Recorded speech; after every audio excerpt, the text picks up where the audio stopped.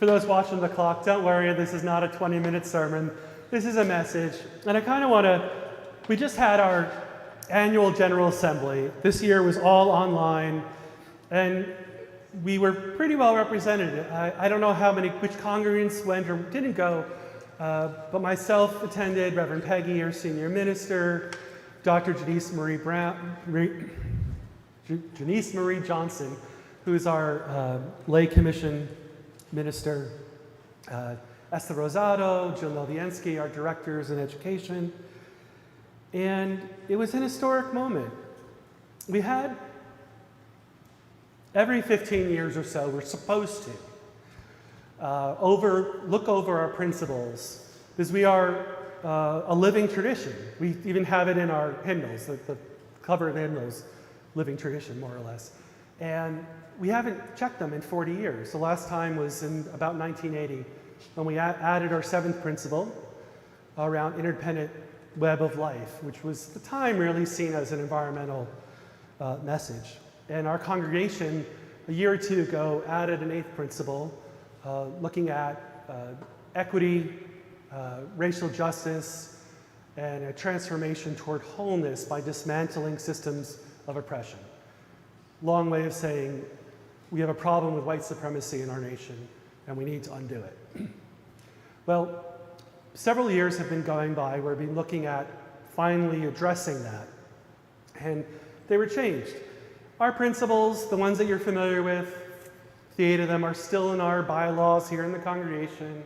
They're not going away. We'll still be teaching and preaching on them, but the general language shifted to 6 values centered in love: justice, equity, transformation, pluralism, interdependence, and generosity.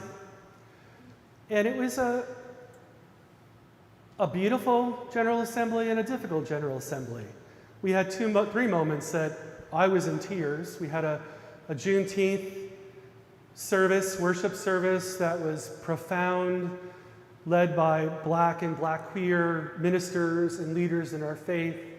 We had an hour poetry slam by 2 authors.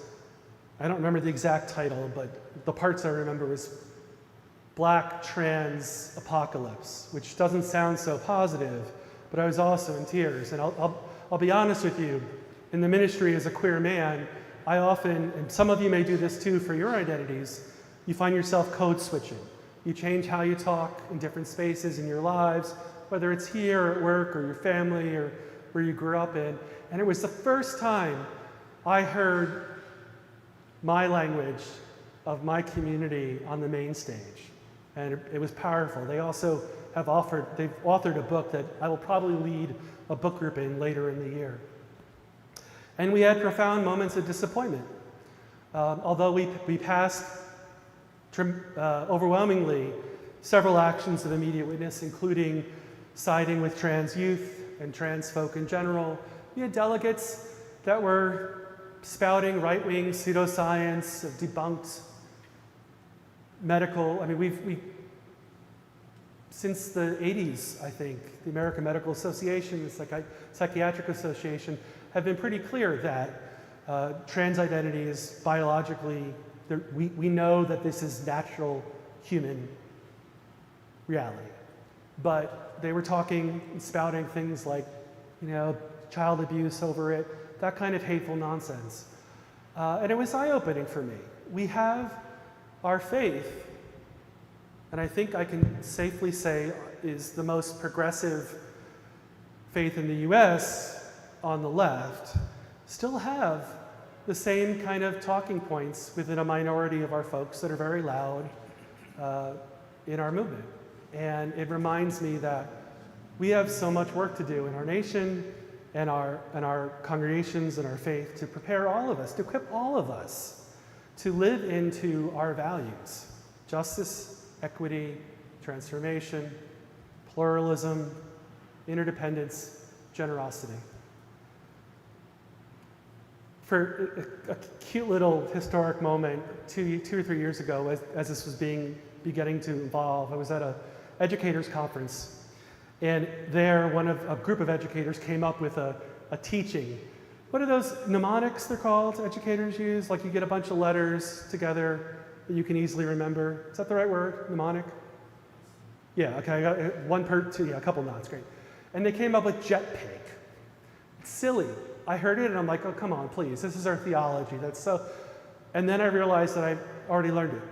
It taught me, I can remember all 6 values. And it goes jetpack, right? And you're going to see, we're already popping up artwork all over the place around it. And other things with flowers and whatnot.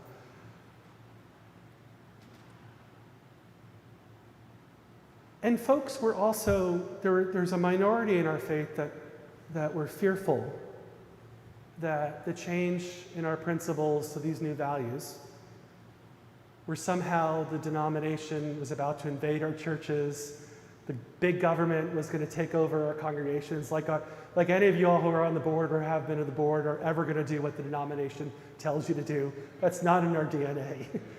It's just not. But it echoes some talking points in the wider world, which my ears perked up. Okay, we have a problem. Likewise, there is a small movement within our faith that came out of one of our white male ministers some years ago who was bringing tracts and books that were transphobic and kind of racist to one of our general assemblies. And he was invited again and again to come back in, talk with our people, talk with our chaplains, and kept refusing.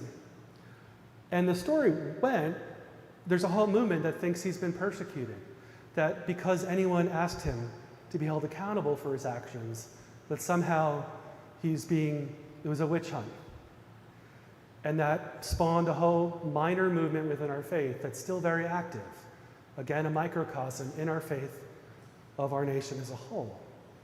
And I mention this not to dispirit us, but for us to be real with ourselves, that we as a faith and as a community have our struggles.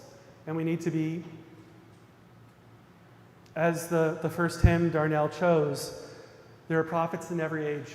We are a prophethood of all believers, as one of our academics, James Luther Adams, taught us. And that each of us, this faith is embedded. It's to each of us. We do this together, and we work together.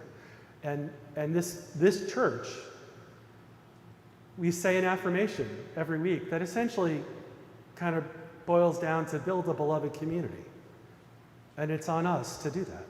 Generation, we are the people we have been waiting for. So we will be teaching, the clergy and the educators will be teaching all of us what these new words, what the new framing means in the months and years to come. And it's all okay. We're still in charge of our local congregations.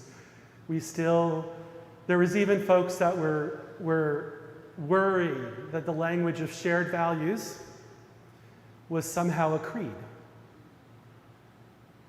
Even though every membership class I've ever led or been in, almost everyone says, I'm happy to be in a place with people who share my values.